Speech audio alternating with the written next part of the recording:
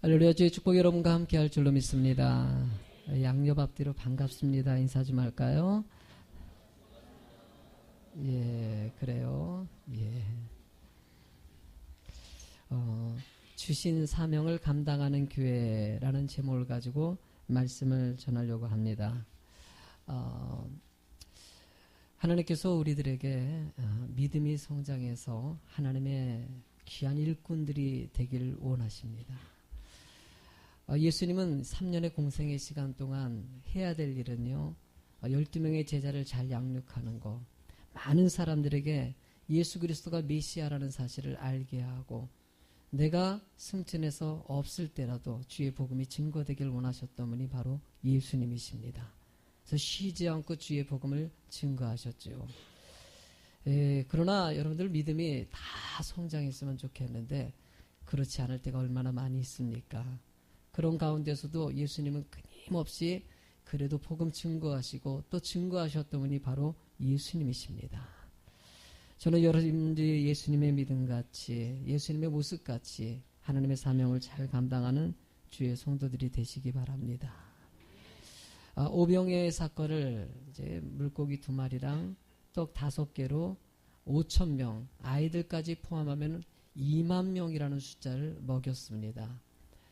여러분, 이 놀라운 사건을 목도하고 나서 다양한 반응들이 나오는데, 어떤 반응이 첫 번째로는요, 이 기적을 보고 예수님이 정말 메시아다. 구약에서 그렇게 얘기했던 예수님이 오셨다고 메시아로 인정하고 믿으려는 사람이 있었고요. 유대주의자들은 오히려 그 기적 같은 사건을 보고도 예수님을 죽이려고 했어요.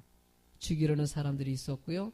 또 다른 지금 6장의 흐름을 얘기를 쭉 듣다 보니까는요, 어떤 사람들은 예수님에게 오병이의 기적을 보고 또 기적 보여달라고, 예수님 너무나 기적이 놀랍다고, 그런 기적 또 보여달라고 얘기하는 사람들도 있었어요. 여러분들, 이런 세 부류를 통해 가지고 제가 말씀 준비하면서 오늘 사실 이야기도 그렇습니다. 6장의 얘기가 오병이어 사건에서 시작해 가지고요, 여러분들 뒤에 71절까지 이어집니다. 그러니까 이 얘기가 오병이어 사건을 통해서 다양한 반응들에 대해서 예수님이 계속 가르치고 또 가르치고 하는 장면이에요. 자꾸 믿지 않으니까는요. 그러다 보니까 71절까지 온 것이죠. 이 말씀을 준비하면서요, 제가 제 모습을 좀 보게 하시더라고요. 여러분들이 좀 아실 분들은 아시겠지만 저는 이 초등학교 시절에 제가 믿음이 정말 좋았었습니다. 엄마 따라다니면서 부흥성에 따라다녀서 엄마 옆에서 막 찬양하고 막 그러면서 뭐 기도할 때 같이 막 그냥 수요 삼창하고 기도하고 막 그랬던 것이 제 모습이에요. 그러니까 주일날에 학교 가는 것을 주일날에 교회 가는 것을 너무나 좋아했어요. 하울링 나네요. 좀 줄여주실래요? 이렇게 너무나 좋아했었던 내 모습에 중학교 때 올라가서, 사실 중학교 1학년 때 시험이 들었지요. 시험이 들어가지고 그때 교회를 떠나가지고 안티가 됐어요. 오히려 교회를 핍박하는 사람이 됐었죠. 그러다가 청년 때 다시 주님을 만나고, 제가 25살 때 이 부흥성회가 있었는데 그 부흥성회 때 하나님이 인격적으로 주님을 만나게 하시고 성령 체험했다고 하죠. 체험해서 하나님의 사람이 됐어요. 누군가 물어볼 때 그래요. 목사님 언제 주님 만났습니까? 그러면 제가 25살 때 부흥성회 때 말씀 가운데 하나님의 은혜를 체험해가지고 그때 막 제가 바닥에 막 굴르면서 기도를 했거든요. 너무나 내 자신의 그 부족했던 인생에 대해서 회개하고 막 그런 모습 생각하면서 그때라고 얘기했었는데, 어느 때부터는요 그때라고 얘기하지 않아요. 가만 생각해 보니까는요, 제가 초등학교 시절에도 주님은 이미 함께 하셨더라고요. 함께 하셨더라고요. 여러분들, 돌아온 탕자의 비유를 보면요, 그 탕자가 아버지의 분깃을 가지고 떠났을 때, 떠나가지고 뭐 이렇게 떠돌이 방탕한 생활을 할 때도 그 부모의 아들이에요, 아니에요? 아들이죠. 있을 때도 아들이고요, 떠났을 때도 아들이고요, 다시 돌아왔을 때도 아들이에요. 가만 보니까 내 삶도 보니까는요, 내가 이 25살 5월 20일 날 그때 하나님의 은혜를 체험해가지고 만났다는 것이 아니라 이미 하나님은 내 안에 계셨던 것이에요. 내 안에 동행하고 계셨는데 그 하나님을 내가 깨닫지 못하고 알지 못하다가 그 말씀 가운데 알게 하셔가지고, 주님이 내 안에 계신데 그 하나님을 그때서야 만난 것이지요. 여러분들, 주님이 여러분들 함께 하신 것을 믿으시기 바랍니다. 주님은 여러분과 동행하셔요. 여러분들이 고민하고 근심하고 때로는 원망하고 때로는 멀어질 때도 있어요. 그래도 주님은 절대 여러분들을 포기하지 아니하셔요. 저는 이 본문의 말씀에서도요, 예수님이 71절까지 이르면서 계속 말귀를 못 알아들으는 백성들을 향해서 또 가르치고 또 가르칩니다. 이유는 한 가지입니다. 그들에게 내가 하나님의 메시아라는 것을 알리는 것, 그 사명 가지고 그냥 가시는 것이에요. 이유가 뒤에 뭐라고 얘기합니까? 언젠가 그들이 알 때가 올 것이라는 것이죠. 나는 여러분들 그 비전 가지고요, 묵묵하게 하나님의 복음을 증거하는 우리들의 삶이 되길 간절히 소망합니다. 오늘 본문의 이야기는 똑같은 예수님이 얘기하고 또 반문하고 또 얘기하고 반문하고 이것이 계속 이어집니다. 이 이어지는 가운데서 제가 좀 찾고자 하는 것은 이 파명을 감당할 때는 다양한 어려운 일들이 있다는 것이에요. 그 어려운 일들을 잘 이겨냈을 때 주의 복음이 증거될 수 있다는 것을 본문의 말씀에서 예수님의 모습을 통해서 가르쳐 주시는 것이에요. 한번 첫 번째로 한번 이 말씀에서 무엇을 가르쳐 주는지 찾아볼까요? 바로 세상에 불신의 벽을 넘어야 된다는 것을 알게 하시더라고요. 불신의 벽이 있다는 것이에요. 여러분 36절 말씀을 같이 읽어보실래요? 시작. 그러나 내가 너희에게 이르기를 너희는 나를 보고도 믿지 아니하는도다 하였느니라. 여러분들, 예수님께서는 구약에서 끊임없이 얘기했던 분이십니다. 예수님이 이렇게 오실 것이다. 그리고 이런 삶을 사실 것이다. 예수님은 실제로 오셔서 똑같이 구약에서 얘기한 대로 그 언약의 약속대로 오셔서 그렇게 사셨어요. 직접 보여주셨는데도 불구하고 사람들이 믿지 아니하더라는 것이에요. 오병의 기적 같은 사건을 통해서도 내가 생명의 떡이라고 얘기했는데도 그 말귀를 알아듣지 못하는 사람들. 여러분들 보면은요, 제가 아까 얘기한 것 같이 제가 어린 시절에 있다가요, 제가 중간에 학생 시절하고 고등학교 시절에 그리고 청년 시절까지도 제가 불신을 갖고 있었습니다. 안 튀었어요. 제가 어느 정도였냐면은요, 예수님 믿더라고 전도하지 않습니까? 사람들이요. 전도할 때 참 저도 못됐던 것 같아요. 뭐 집사님들이 와서 예수 믿으시오 그러면 뭐 안 믿으면 그냥 뭐 받고 그냥 지나치면 되지 않겠습니까? 그러면은요, 전도하는 분에게 나는요 예수 자체가 싫어요. 막 그냥 꼭 그렇게까지 얘기할 필요 없는데 내가 그만큼 이게 한번 하나님 앞에서 벗어나니까는요, 이 불신의 마음이 들어가니까, 여러분들 이 불신의 마음이 들어갔을 때 나중에 예수님을 영접했을 때 그리고 어렸을 때 아직까지 잘 몰랐을 때 여러분 이런 상황 가운데서 오병이의 기적을 보여줘도요, 불신의 마음이 있는 사람들은 믿을까요? 안 믿을까요? 안 믿어요. 여러분 며칠 전에 그 의부증 환자에 대해서 치료하는 걸 좀 보려고 좀 봤어요. 의부증 환자를 보니까요, 남편을 의심하는 것이죠. 남편이 나가가지고 딴짓한다는 것이에요. 직장에서 자기도 모르게 그걸 한다는 것이에요.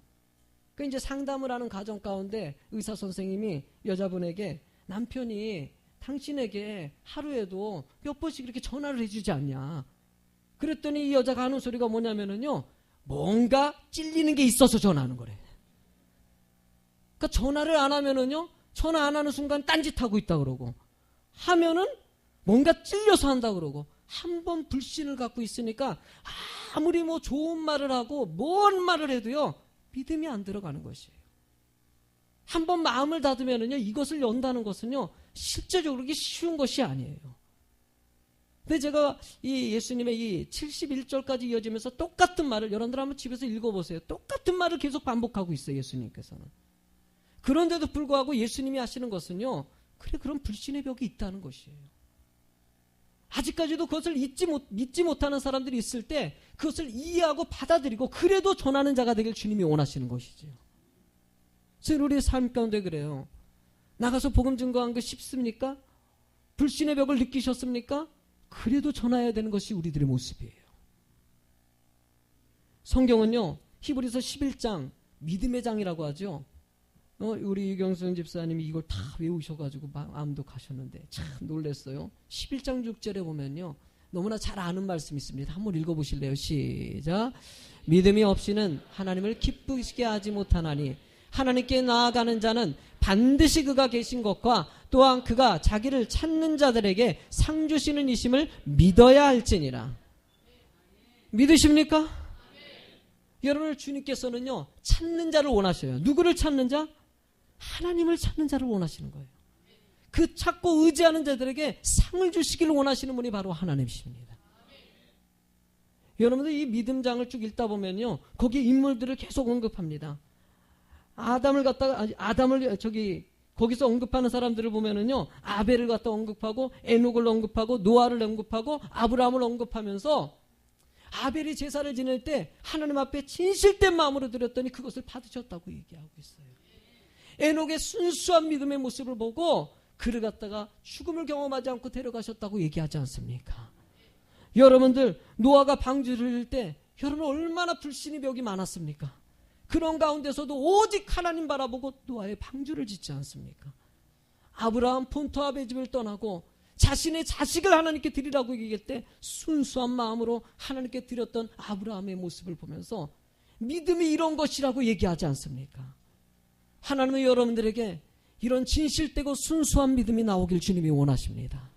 혹시나 내 자신에게 이 불신의 벽이 있어가지고 어느 순간에 그것을 닫고 있는, 하나님의 말씀을 의지해야 되는데도 이 언약의 약속이 있는데도 불구하고 언약을 외면하는 우리들의 모습이었는지 한번 살펴보길 원하신다는 거예요. 우리 인생 가운데서도요, 한번 이 부정적이고 여러분들 이 불신의 풍조가 이 사회를 어지럽게 만들고 분리하는 것을 얼마나 많이 목도하게 됩니까? 교회도요, 겉으로는 사랑이라고 얘기하는데 분리되어 있는 교회들이 얼마나 많은지 몰라요. 우리 교회도 예외가 될 수가 없어요.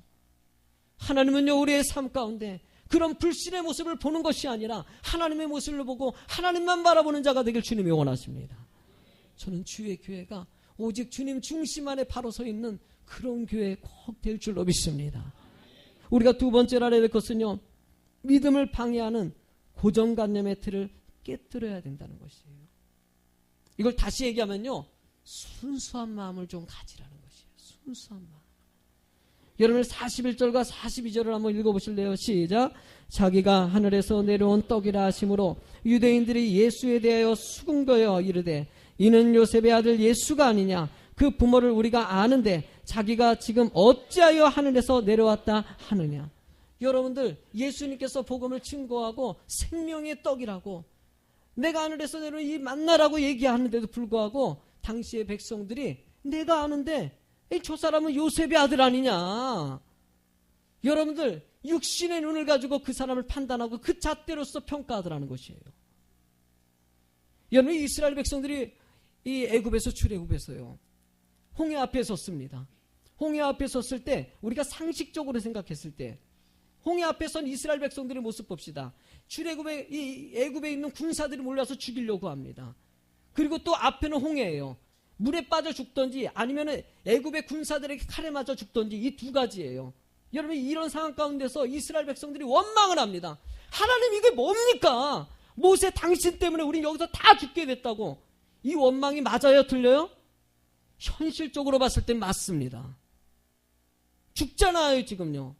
그러나 여러분들 우리가 생각하는 고정관념은요, 여러분들 이 상황 가운데서 죽을 것이라는 것이. 그러나 하나님은 고정관념의 틀을 무너뜨립니다. 왜? 홍해의 강을 가르더라는 것이에요. 하나님을 원하시는 것은요, 우리의 상식적으로 생각하는 그 틀에서 자꾸 하나님을 바라보려는 시야. 하나님은 그 틀에서 벗어나서 창조주 하나님을 바라보는 자가 되기를 원하십니다.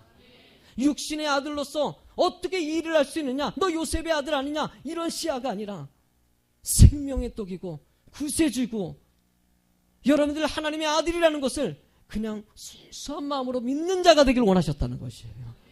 당시 사람들이 너무나 자기 생각을 가지고 야 지금 상황을 봤을 땐 이게 요셉의 아들 홍해물을 보지 않냐? 이거 말이 되지 않는 거 아니냐?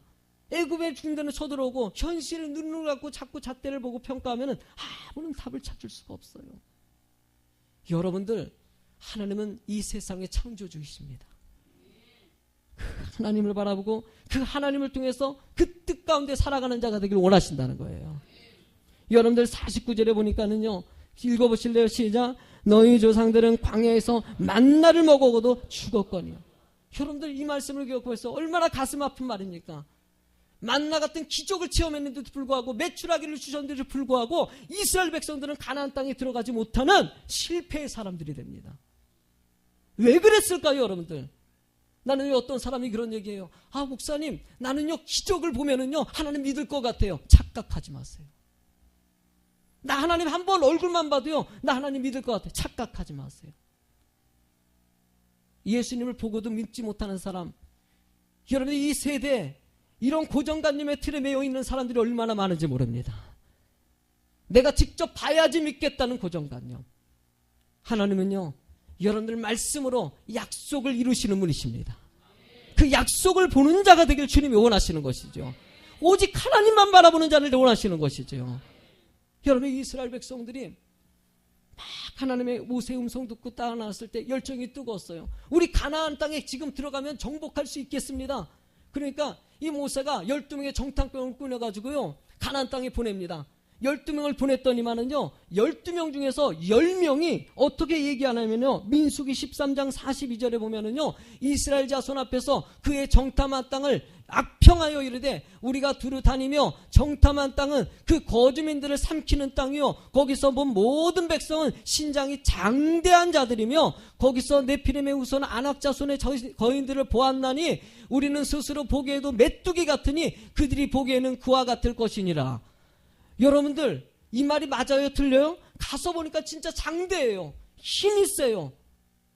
여러분들 이 10명의 얘기는 맞는 말이에요. 여러분들 2명의 사람은 무엇을 봅니까? 세상이 가지고는 이런 고정관념의 틀, 이론적인 세상의 원리를 바라보는 사람이 있는 반면에 두 사람 여호수아와 갈렙은요 하나님의 말씀을 바라보더라는 것이에요. 우리는 말씀을 바라보셔야 됩니다. 사람의 말에 귀를 기울이는 것이 아니라 환경과 조건에 기울이는 것이 아니라 그게 뭐가 중요하겠습니까? 내가 하나님 앞에 바로 서 있으면 되는 것이죠. 여러분들 이 10명과 2명 여러분들 숫자적으로 봤을 때 누가 이깁니까? 10명이기로 다수결 원칙으로 따지면은요 당연히 10명의 말을 들어야 돼요. 여러분 당시에 백성들이 그랬어요. 여러분들 14장 민수기 14장 1절 말씀에 보니까요 이 10명의 소리를 듣고 다 같이 한번 읽어보실래요? 뭐라고 얘기했는지 시작. 온 회중이 소리를 높여 부르짖으며 백성들이 밤새도록 통성하였더라. 원망하면서 이 얘기 통곡하면서 그 뒤에 모세를 원망하고 하나님을 원망하고 상식적으로 이건 말이 안 된다고 차라리 애굽에 가서 종된 인생을 살아가는 것이 더 나은 거 아니었냐고 얘기하더라는 것이에요. 어느 순간에 우리도요 이런 불신의 마음이 들어갈 때가 많아요. 사람의 말에 끌려가고 사람의 환경과 조건에 끌려가서 자기를 잃어버릴 때가 얼마나 많이 있습니까? 여러분 폰트시의 위대한 하루라는 책이 있는데 이 책에 이 폰트라는 사람, 이 책의 내용이 폰트라는 사람이 너무나 힘들고 좌절 가운데 있을 때 12명의 위인들을 만나가지고 회복하는 얘기를 담고 있어요. 그 이야기 내용 속에 보면은요, 이 콜럼부스를 만나가지고 대화 나누는 장면이 있거든요. 한 책으로 만든 거니까는 이 콜럼부스 만나가지고 폰트시가 자신의 힘들고 어려운 것을 콜럼부스에 얘기했더니 콜럼부스가 이렇게 답했어요. 그 책의 내용을 보면요, 폰트시, 진실은 어디까지나 진실입니다. 1,000명이 사람이 어리석음을 믿는다 하더라도 평범한 사람 헛된 소리를 따르는 것보다 마음의 진실을 따라야 하지요. 진실은 여론을 의지하는 것이 아니라 진리를 따라가는 것입니다. 세상 사람들이 뭐라고 해도 우리는 하나님의 말씀을 바라보고 따라가는 자입니다. 하나님은 그 사람에게 은혜를 주시고 체험을 주시고 회복할 수 있는 힘도 거기서 주시더라는 것이에요. 여러분들 세상이 얼마나 강한지 몰라요. 여러분들 52절 말씀 읽어보니까는요, 읽어보실래요? 시작. 그러므로 유대인들이 서로 다투어 이르되 이 사람이 어찌 능히 자기의 살을 우리에게 주어 먹게 하겠느냐. 여러분들 너무나 강한 심령이 있다 보니까는요 말기가 들어가질 않아요. 여러분들 요즘 사람들이 보면요 너무나 자기 생각이 강해가지고요 잘 따라, 애들도 마찬가지요. 애들도 뭐 하려고 그러면요 자기 생각들이 많다 보니까 일 하나를 진행하는 것이 쉽지가 않아요. 교회도 내가 진행해 보니까는요, 참 이게 쉽지는 않더라고요. 그래서 묵묵하게 그냥 하나님 바라보고 가는 것이죠. 뭐 할 때 저도요, 제가 6년이라는 목회 이제 왔어요. 6년 동안 지금 목회를 했는데, 돌이키고 보니까는요, 여러분들에게 정말 죄송할 정도로 진행한 것들 중에서 실수한 게 참 많이 있었어요. 뭐 성도님들이 얘기해 줘가지고 그때서야 그게 그거였군요. 너무나 고맙습니다. 막 그래가지고 지금도 어쩌면 진행하는 거는 미숙한 게 있을 수도 있어요. 내가 그래도 고마운 건요, 그렇게 얘기해 주시고 또 그래도 믿어주시고 따라주시는 성도님들이 계셔가지고 제가 참 복이 많은 목사예요. 여러분들 참 이렇게 순수하게 믿어주는 사람 많지가 않아요. 요즘에는 말하면은요, 자기 생각이 탁 들이잡혀 있어가지고 강해가지고 웬만해서는요 그냥 이해하고 따라가는 경우는 많지가 않아요. 자식을 키워봐도 그렇고요, 이웃하고 회사에서도 뭔 일을 진행해 보십시오. 회사는 월급 받기 위해서 어쩔 수 없이 따라가는 것이지, 여러분 진실된 마음에 우러나물로 순수하게 따라가는 사람들 참 많지 않은 세대에 사는 것 같아요. 저는요, 우리들의 마음을 한번 살펴봤으면 좋겠어요. 너무나 강팍하지 않은지, 그냥 참 순수한 마음 가지고, 옛날에는 그냥 순수한 마음 가지고 그냥 살았었는데, 옛날에 제가 요즘에는요, 모르겠어요. 여러분들 어떨지 모르겠는데 옛날에 향수에 젖는다고 하지 않습니까? 어렸을 때 생각이 왜 이렇게 많이 나는지 몰라요. 그냥 아빠가 그냥 가자 그러면 그냥 따라가고, 그냥 뭔 말하면요 그걸 다 믿었던 어린 시절의 모습 있지 않습니까? 그러니까 나이가 들면 들수록요 잘 믿지를 못해요. 웬만큼 말하지 않는 거는요 다 의심의 눈초리를 보고, 생각들이 강하다 보니까 불신의 풍자가 점점 만연되다 보니까요, 정치도 그렇고 뭐 경찰들도 그렇고요, 뭐 여러 선생님도 그렇고요, 애들이 뭐 선생님들이 가르쳐도 이제 선생님들을 불신하고 있는 생각들이 얼마나 많이 있습니까? 그런 거 보면요 참 마음이 아파져요. 여러분들 참 우리 순수함을 다시 회복했으면 좋겠어요. 그 아브라함에게 자식 갖다가 하나님께 드리라 그랬더니 여러분들 두말하지 않고 따지지도 않아요. 그냥 아니 예수님, 하나님 그렇게 지금 내가 25년 동안 그렇게 애지중지해가지고 낳은 100세 때 낳은 아들을 갖다가 뜬금없이 달라고 하는 게 말이 되냐고 따지지도 않아요. 그냥 묻지도 않고 따지지도 않고 그냥 그 다음날 보따리 싸가지고 그냥 따라가지 않습니까? 난 지난 금요일날 설교 때요 내 자신을 참 많이 봤어요. 막 성도님들이 그 말씀 듣고 기도하는데 막 많은 우시는 분들도 많이 계시더라고요. 요즘 세대가 순수함을 자꾸 잃어버리는, 따뜻함을 너무나 잃어버렸어요. 마음이 너무 강하고요, 생각이 너무 강해졌기 때문이에요. 여러분들 조금 내려놓읍시다. 좀 순수함을 조금 회복해 봅시다. 그냥 좀 빈자리를 만들어 놓고요, 상대방이 그런 얘기하고 마음에 안 들더라도 그러려니, 남편이 좀 마음에 안 듭니까? 그러려니 해주세요. 아내가 마음 안 듭니까? 그냥 사랑해 주세요. 자식도 좀 품어주시고요. 마지막 얘기를 해볼까요? 여러분들 세 번째, 같이 한번 읽어봤으면 좋겠습니다. 시작. 환경에 지배받지 않는 믿음의 기준을 가져야 합니다. 여러분들 예수님의 모습은요, 불신이 있고 고정관념이 있건 간에 자신이 주어진 길을 그냥 가시더라는 거예요. 묵묵하게 가시더라는 거예요. 자기를 죽이려고 하는데도 여러분들 그 길을 그냥 가시지 않습니까? 예루살렘에 들어가면 자신은 죽음의 길에 가요. 묵묵히 가십니다.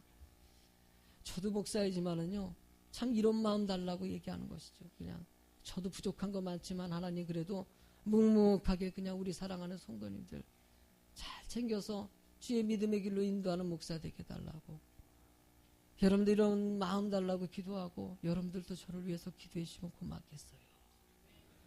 여러분 38절을 읽어볼까요? 뭐라고 얘기하는지요? 시작. 내가 하늘에서 내려온 것은 내 뜻을 행하려 함이 아니요 나를 보내신 이의 뜻을 행하려 함. 예수님은요 그냥 주님이 주신 사명 가지고 그냥 그 뜻을 전하려고 왔다고 얘기하고, 난 그 길 가겠다고 얘기합니다. 아무리 핍박이 있고 힘들게 만들지어도 나는 그 길 가겠다는 것이에요. 여러분들 39절 말씀을 읽어보니까는요, 읽어보실래요? 나를 보내신 이의 뜻을 내게 주신 자 중에 내가 하나로 잃어버리지 아니하고 마지막 날에 다시 살리는 이것이니라. 예수님께서는요, 한 영혼도 잃지 않고 영생에 이르러 그들을 살리는 것이 내 책무라고 얘기하고 있어요. 저도 그런 목사 되고 싶어요. 여러분들도 그런 성도 되시길 바랍니다. 성도들이 힘들어하고 어려우면요, 제가 찾아갑니다. 말할 수 있는 대로 막 찾아가죠. 어제 저녁에도 성도님이 너무 전화를 또 갑자기 안 받고 너무나 힘든 분이셨기 때문에 그러다가 저녁에 좀 그냥 무작정 찾아가가지고 얘기를 나누다 보니까 좀 길어졌지만은 그래도 거기서 좀 힘을 얻으시더라고요. 얼마나 그래도 감사가 되는지.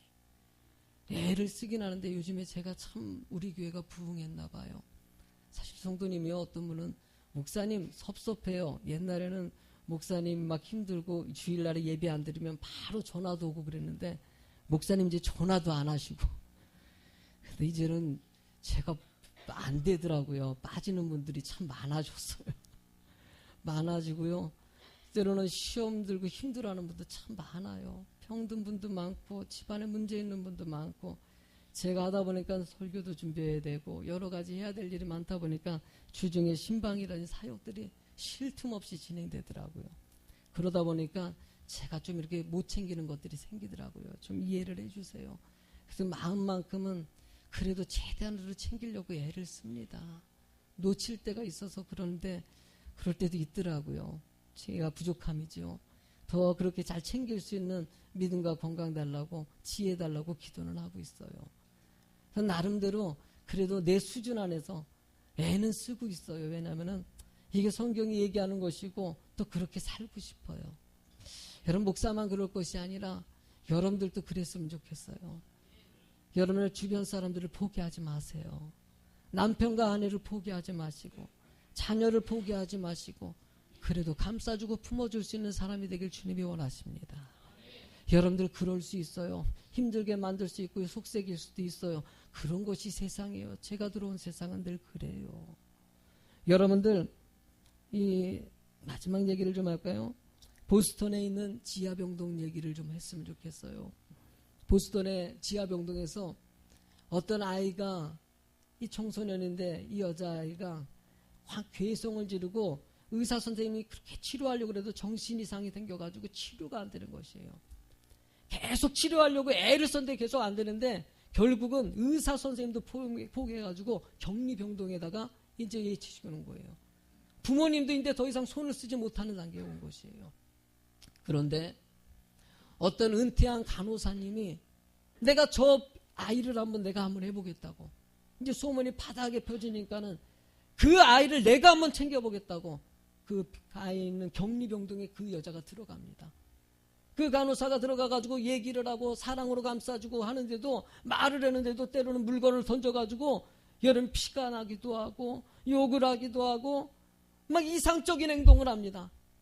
그래도 이 사람이 끊임없이 그래도 예수님의 사랑의 마음을 가지고 그래도 기도하고 또 사랑으로 감싸주고 또 기도하고 상대방이 욕을 하고 막 핍박을 해도 이것이 하루, 이틀, 한 달, 두 달, 세 달 변화되지도 않는데도 불구하고 끊임없이 합니다. 여러분들 이랬던 가운데 이 아이가 그 여자의 마음을 그 사랑의 마음을 갖고 변화됩니다. 정신장애 있던 그 여자가 회복되어서 정상의 기도에 올라가지고요. 오히려 남을 돕는 인생을 살아가더라는 것이에요. 이 여자분이 누군지 아십니까? 여러분들 헬렌 켈러 아시죠? 헬렌 켈러를 갖다가 여러분들 정말 위대한 사람 맞는 바로 설리반 여사입니다. 여러분들 설리반 여사를 볼 때 참 그런 생각 많이 들어요. 여러분들 자신이 그렇게 챙겼던 그 간호사를 생각하면서 여러분들 헬렌 켈러가 어떤 사람입니까? 앞을 보지 못해요. 듣지도 못해요. 말하지도 못해요. 여러분들 사람이 배울 수 있는 창구가 있는데요. 듣는 것과 보는 것이 제일 큰 영향을 미쳐요. 거의 뭐 90% 이상이에요. 여러분들도 지금 말씀을 들으니까 깨닫지 않습니까? 책을 봄으로 알지 않습니까? 보지도 못하고 듣지는 못하는 사람에게 가르친다는 것은요. 이건 상상할 수 없는 일이에요. 그 설리반 여사가 헬렌 켈러를 가리키는 그 영화, 소설을 읽어보셨습니까? 헬렌 켈러가 막 어떻게 표현하지 못하는 그 아이에게 여러분들 이 글자를 가리키고 손으로 해가지고 이 글자를 가리키는 그 설리반의 모습, 포기하지 않고 끝끝내 그래도 그 헬렌 켈러를 세계에서 위대한 인물이 되게 하는 것. 사실 헬렌 켈러가 위대한 것이 아니라 설리반의 이 사랑이, 설리반 여사의 사랑이 위대한 것이죠. 나는 우리 사랑하는 성도님들의 삶에도요, 이런 설리반 여사 같은 따뜻한 사랑이 임하기를 원합니다. 예수님도 그 사랑 가지고요, 아무리 불신하고 자기를 죽이려고 해도요, 그래, 세상에 불신하는 소리 있을 수 있어요. 고정관념에 들어서 강하게 반응하는 사람들도 있을 수 있어요. 힘들게 핍박하고 죽이려는 사람도 있을 수 있어요. 그러더라도요, 하나님은 품어주는 자가 되길 원하십니다. 그래도 사랑하러 가는 자가 되길 원하신다는 거예요. 저는 예수비전교회가요, 이런 교회 되길 간절히 소망해요. 이런 사랑의 마음을 가지고 따뜻함을 좀 보여줄 수 있는 교회가 되는 거. 여러분들 아무리 좋은 일을 해도요, 설리반 여사가 여러분 일대기를 보면요, 헬렌 켈러를 그렇게 돕는데도 불구하고 엄청난 욕을 많이 먹었어요. 어떤 욕을 먹었냐? 당신이 나중에 이 칭찬받으려고 하지, 자기를 드러내려고 하지. 여러분 이런 막 핍박과 조롱하는 소리가 있었는데도 불구하고 칭찬하는 사람이 있는 반면에 조롱하는 사람들도 얼마나 많은지 몰라요. 그러더라도 묵묵하게 누가 조롱을 하건 누가 곡해 해석하건 그냥 자기의 길을 묵묵하게 가는 설리반 여사의 모습, 예수님의 모습이 그려지지 않습니까? 여러분들, 저도 주의 교회가 하나님의 기쁨이 되기 위해서 나름대로 하면 내가 지금 진행하는 것에 미숙해가지고 그러다 보니까는 때로는 정말 선한 일을 하는데도 욕먹을 때가 있어요. 그럴 때도 그래요, 그래도 하나님은요 우리 교회 진심만을 알아주실 것이다. 방법론이 좀 부족할지 몰라도 깨닫게 하셔가지고 어쨌든 간에 하나님이 기뻐하는 교회가 되기 위해서 애쓰는 교회 될 것이다. 그래도 진리만을 바라보고 갈 때 하나님이 모르는 건 알게 해주시고요, 더 하나님이 기뻐하는 교회를 만들어 주실 줄로 믿습니다. 여러분, 오늘 한 해가 이런 아름다운 하나님의 순수한 마음을 회복할 수 있는, 그 사랑을 회복할 수 있는 은혜의 성도가 되길 주의 이름으로 부탁을 드립니다.